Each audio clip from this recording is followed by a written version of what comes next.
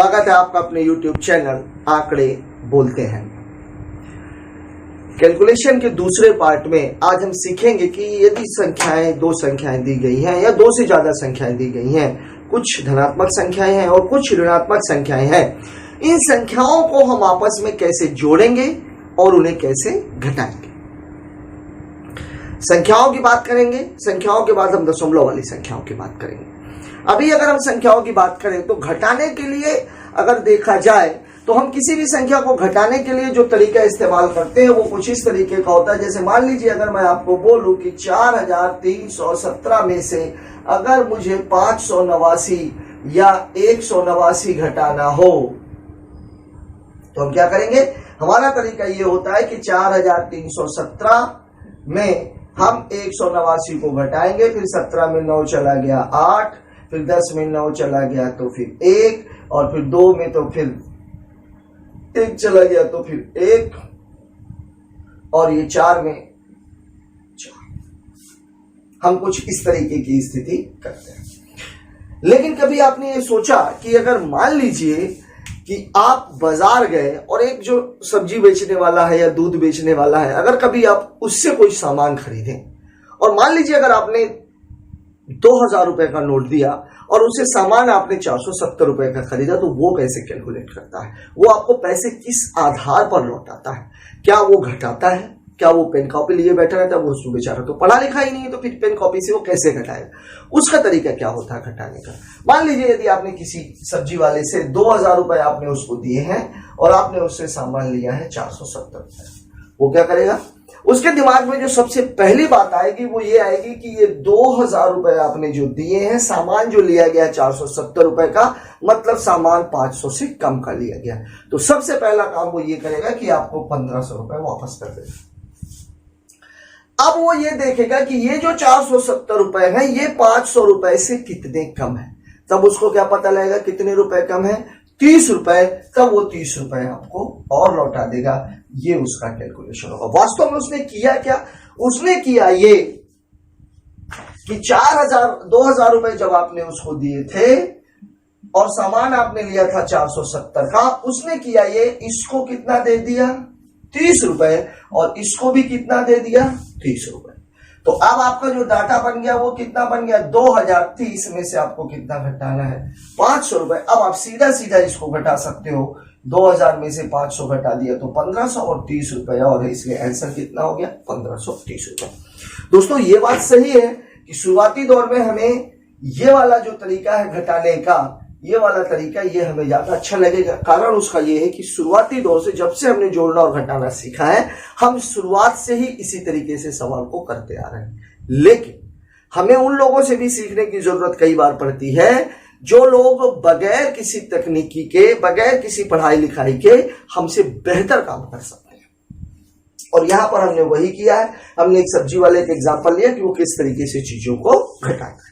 ठीक ऐसे ही अगर मान लीजिए सवाल कुछ इस तरीके का दिया हुआ हो,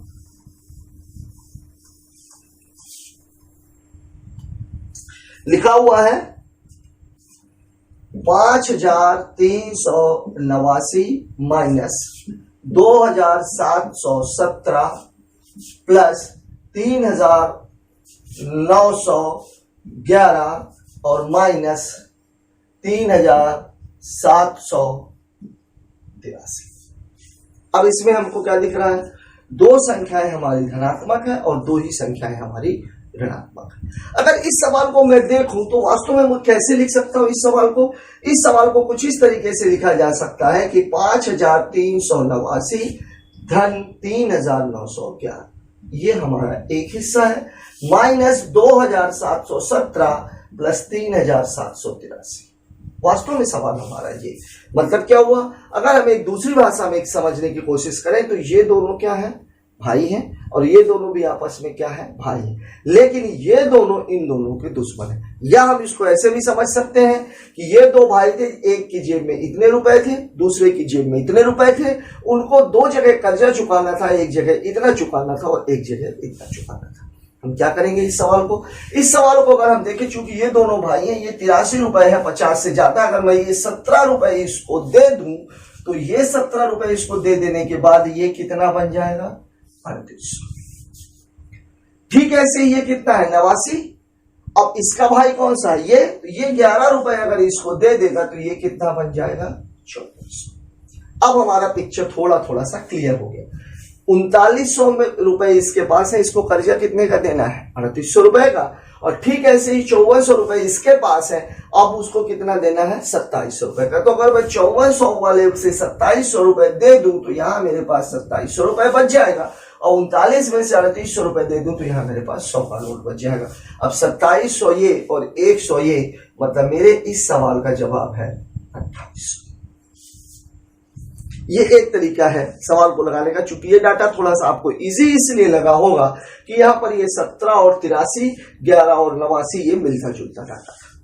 अगर मान लीजिए सवाल कुछ इस तरीके का लिखा हुआ हो कि 3868 धन 3252 ऋण 4718 और माइनस 3132।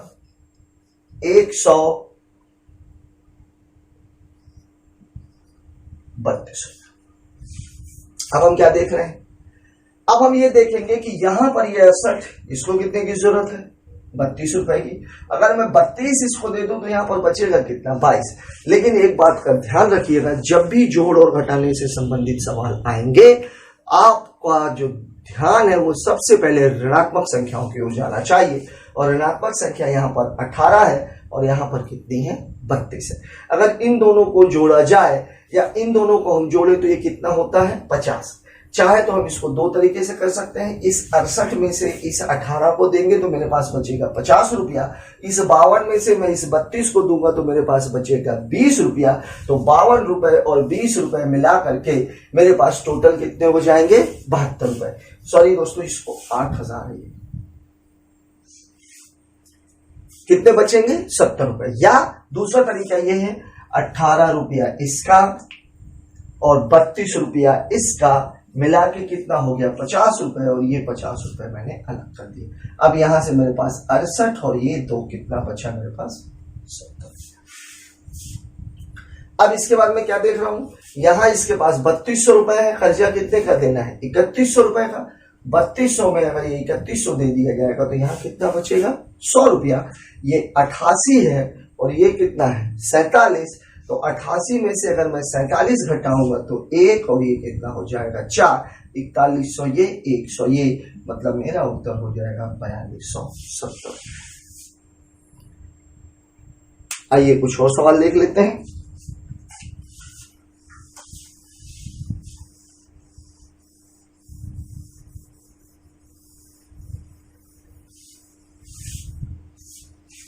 एक सवाल मैं आपको देने जा रहा हूं।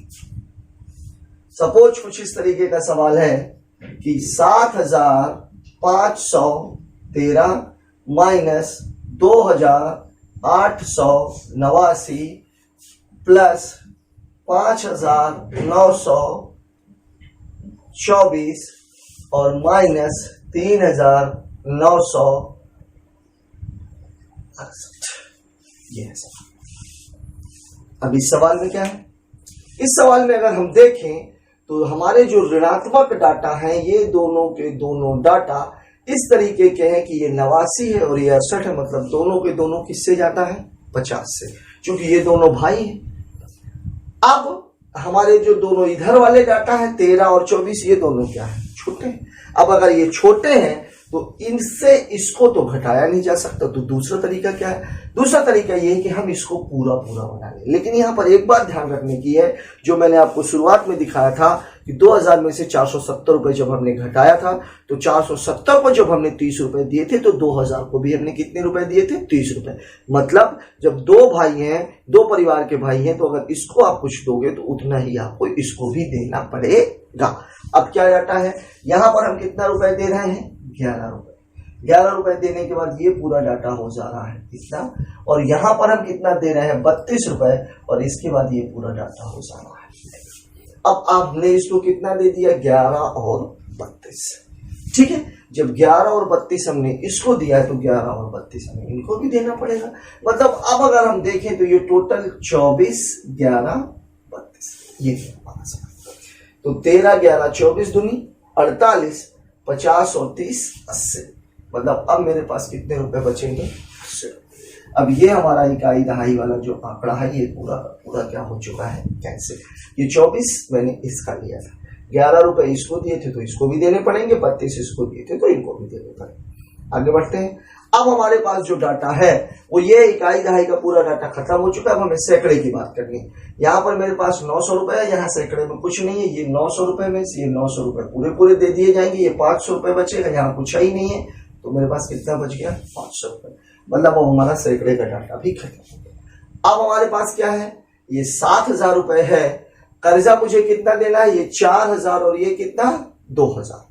4000 और 2000 तो 4000, 7000 मैंने उठाया, 2000 इसको दे दिया, 4000 इसको दे दिया। मेरे पास कितना बच गया? 1000 रुपए। इसके पास 5000 रुपए थे तो 5 और 1 कितना हो गया? ये 6580। ये तो बात थी किसकी? सीधे सीधे सवालों की। दशमलव के सवालों में जब हम जोड़ की बात कर रहे थे उस समय मैंने आपको ये चीज बताई थी कि जब भी दशमलव वाली संख्याओं का जोड़ या घटाना आएगा तो दशमलव के बाद वाली संख्याओं को हमें अलग देखना है, दशमलव के पहले वाली संख्याओं को हमें अलग देखना है। आइए देखते हैं कुछ और सवाल संख्याओं से और दशमलव से संबंधित। आइए दोस्तों, हम देख रहे हैं दशमलव से रिलेटेड कुछ जोड़ना और घटाना। पिछले पार्ट में हमने जब जोड़ की बात की थी उस समय जब हमने दशमलव के सवाल लिए थे तो मैंने आपको यह बताया था कि दशमलव से संबंधित जो भी सवाल है उसमें हम दशमलव के पहले की संख्याओं को अलग तरीके से देखेंगे और दशमलव के बाद की संख्याओं को अलग मान करके चलेंगे। और हमारा पहला फोकस कहां पर रहेगा? दशमलव के बाद वाली संख्याओं पर। दूसरी बात, जब जोड़ने और घटाने दोनों की एक साथ बात की जाती है तो हमारा ध्यान सबसे पहले कहां पर जाना चाहिए? ऋणात्मक संख्याओं पर। ऋणात्मक संख्याओं पर क्यों? क्योंकि एक तरह से हम ये कह सकते हैं कि वो हमारे ऊपर कर्ज है और हमें किसी चीज की याद रहे ना रहे, कर्ज जरूर याद रहना चाहिए। आइए देखते हैं सवाल। सवाल में हमारी ऋणात्मक संख्याएं 2 दी गई हैं। इसका डाटा है 47, इसका डाटा 33। दोनों डाटा देख करके आपको एक चीज समझ में आ रही होगी, 7, 3, 10। बड़ा खूबसूरत सा डाटा। यहाँ कितना है? 46। एक तरीका तो आपके दिमाग में, जैसे ही आप 46 देखोगे तो 46 में से 47 घटा दिया तो कितना बचा? 1। और 1 जब ये ऋण में बचा और ये कितना है? 72। तो 72 में जब आप 33 घटाओगे या 72 में अगर मैं 1 घटा दूं तो बचेगा कितना? 71। अब 71 में मुझे घटाना कितना है? 33 को। डाटा थोड़ा सा टेढ़ा है। एक तरीका और भी हो सकता है, 47 में मैं 33 को जोड़ दूं, दोनों ऋणात्मक है तो 47, 3, 50 और 30 80। 72 में से 80 दे दिया तो बचेगा कितना? 8 पैसा अभी भी। और 8 पैसा मैं यहां से निकाल लूं तो 46 में से 8 पैसा मैं दे दूंगा तो मेरे पास बचेगा कितना? 38 पैसा। मतलब मैं जो आपको बताने जा रहा हूं या मैं जो आपको कह रहा हूं वो कुछ इस तरीके से है कि ये 72 पैसे मैंने उठाए, 47 पैसे और 33 पैसे देने के बाद मेरे पास यहाँ पर अभी भी कितना बचा हुआ है? 8 पैसे। 46 पैसे में से 8 पैसे मैं दे देता हूं तो मेरे पास बचेगा 38 पैसे। ये मेरा यहाँ का डाटा क्लियर हो चुका है। अब हम बात करते हैं दशमलव के पहले वाले डाटा की। दशमलव के पहले वाले डाटा की अगर बात की जाए तो यहां पर पूरा मामला क्या है? देखिए ये कितना है? 302। इस 95 को जरूरत कितने की है? 5 की। अगर मैं 5 दे दूं तो ये पूरा कितना हो जाएगा? 400। ठीक इसी तरीके से यहां पर कितना है? 123। इसको किसकी जरूरत है? 52 को। 48 की। 23 यहां पर है, 25 और दे देते हैं। 25 अगर मैं और दे दूं तो ये 23 और ये 52। अगर मैं 25 इसको दूंगा तो 25 मुझे यहां भी देना पड़ेगा तो 5 यहां दे देते हैं, 20 यहां दे देते हैं। ये कितना हो गया? 400। और इसको देने के बाद ये कितना हो जाएगा? 200। अब सीधा सीधा है, आपके पास सैकड़े में कितना है? 4 और 3 700। आपको कर्जा देना कितने का है? 200 का। और एक्स्ट्रा आपके पास बचेगा कितना? 20 और 2 22। मतलब 4, 3, 7 में से 2 गया तो कितना? 500। 20 और 2 ये कितना हो गया? 22। मतलब मेरे पास जो बचा है वो कितना है? 522 रुपया 38 पैसा। किया क्या हमने? हमने किया ये है दशमलव इधर 47 और 33 80 पैसे, 72 पैसे ये, 8 पैसे यहाँ से लिया, तो ये 38 यहाँ का डाटा खत्म हो गया। जब हमने इस डाटा को देखा तो मैंने देखा कि यहाँ पर 95 है, तो यहाँ पर एक तरीका ये हो सकता था कि 95 से मैं 52 को घटाऊं, ये 32 और ये दोनों मिल करके कितना बना रहे थे, 52 को जरूरत कितनी की थी 48 की, 25 कम था, तो मैंने किया इसको 25 दिया, तो 25 इधर भी देना पड़ेगा, तो 25 जब इसको दे दिया तो ये और ये दोनों मिल करके 25 देने के बाद ये कितना हो गया 200, और मैंने यहाँ 5 दे दिया और इसको कितना दे दिया 20, 5 देने के बाद ये 400, तो 4 3 700 में से 200 चला गया तो 500 रुपए बचा, 20 और 2 मिलकर के मेरे पास कितने बच गए 500। दूसरे सवाल की बात करते हैं। दूसरे सवाल में ऋणात्मक वाली संख्या यहाँ पर है 89 और यहाँ पर कितनी है 42। धनात्मक वाली संख्याओं में यहाँ पर कितना है मेरे पास 58 और यहाँ पर मेरे पास कितना है 45। अब अगर हम देखें तो ऋणात्मक वाली संख्या में यहाँ पर 89 किसी भी संख्या से घटेगा नहीं, लेकिन यहाँ पर मैं 11 तो दे सकता हूँ, लेकिन ये 45 में से 42 को घटाया जा सकता है, तो 45 में से 42 अगर मैं घटा दूंगा तो यहाँ पर मेरे पास कितना बच जाएगा 3, और इसको यदि मैं 11 दे दूं तो ये पूरा का पूरा डाटा हो जाएगा 700। अब मेरे पास जो ये 11 मैंने इसको दिया है, तो यही 11 मुझे इसको देना पड़ेगा, 3 मेरे पास पहले से। अब मेरे पास क्या बचा, अब मेरे पास ये 58 11 और 3, तो 58 और 3 61 62 और 10 72, मतलब मेरे पास दशमलव में कितना बच रहा है 72। ये पूरा डाटा कैंसिल हो चुका है। अब हम बात करते हैं कि इसकी दशमलव के पहले वाली संख्या। दशमलव के पहले वाली संख्याओं में अगर हम देखें तो ये कितना है 377, ये कितना है 95, और यहाँ पर मेरे पास कितना है 454, और यहाँ पर मेरे पास कितना है 121। अब एक तरीका तो ये हो सकता है कि इसको भी पूरा कर दो, इसको भी पूरा कर दो। इसको पूरा करेंगे तो 77 को किसकी जरूरत होती है 23 की, 95 को किसकी जरूरत होती है 5 की, तो ये पूरा बन जाएगा 100 और ये पूरा बन जाएगा 400। अब मैंने दिया कितना 23 और 5 कितना दिया है 28, तो 28 मैं इसे भी दे देता हूं। अब मेरे पास ये कितना है 500 का कर्जा है, 400 से ये 400 चला गया, 100 से ये 100 चला गया। अब मेरे पास टोटल बचा है ये 21, ये 28 और ये 54, तो 28 और 21 कितना होता है 49। 54 को जरूरत कितनी की होती है 46 की, 46 इसको दे देंगे तो पूरा 100 बन जाएगा, और चूंकि मेरे पास 49 था 46 दे दिया तो मेरे पास बचा कितना 3, तो ये पूरा डाटा हो गया 103.7। तीसरे सवाल की बात करते हैं। तीसरे सवाल में ऋणात्मक वाला डाटा कितना है 10 और ये कितना है 25। यहाँ मेरे पास कितना उपलब्ध है 55 और यहाँ मेरे पास कितना उपलब्ध है 25। चूंकि धनात्मक और ऋणात्मक दोनों में 25-25 है, इससे मैं इसको काट देता हूँ। 55 में से मैं 10 कर्जा दे देता हूँ, मेरे पास कितना बचेगा 45। अब आगे देखते हैं। आगे मैं यहाँ क्या देख रहा हूँ, मेरे पास कितना है 627 और यहाँ पर कितना है मेरे पास 438। 627 और 438, 38 7 45 और 20 कितना होता है 65। 58 यहाँ से ले लो, 7 यहाँ से ले लो, तो यहाँ कितना बचेगा 8, और ये पूरा का पूरा डाटा मेरा क्या हो गया कैंसिल। अब हम आ जाते हैं सैकड़े पर। ये 400 और ये 400 कैंसिल, 900 में से 600 चला गया तो उत्तर कितना 300। मुझे लगता है कि अभी आपको ये सारे सवाल, इसके पहले की संख्याओं वाले भी और अभी दशमलव वाले भी जो घटाने के सवाल हैं, ये आपकी समझ में आ गए होंगे। इसके पहले हमने बात की थी जोड़ की। मैंने तब भी कहा था पार्ट 1 में भी कि अभी भिन्न वाला जो हिस्सा है वो हमने छोड़ रखा है। कल हम बात करेंगे, अपने अगले पार्ट में हम बात करेंगे भिन्नों की।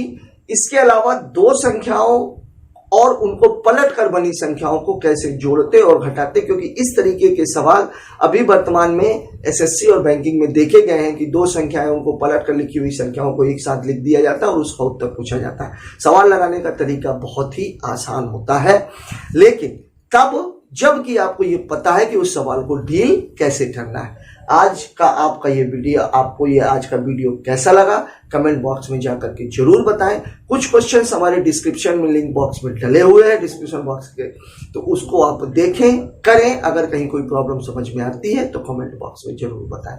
धन्यवाद।